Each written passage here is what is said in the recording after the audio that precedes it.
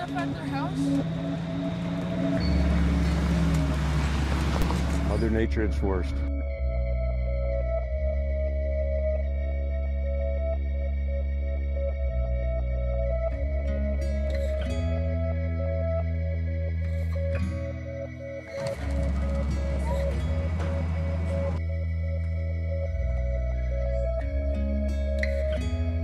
Everything that can be done now is being done out there, and our first priority is protecting people and homes and structures and livestock.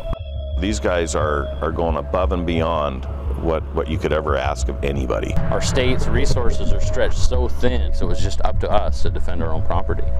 And that's what people do. People come together and help you defend what's yours.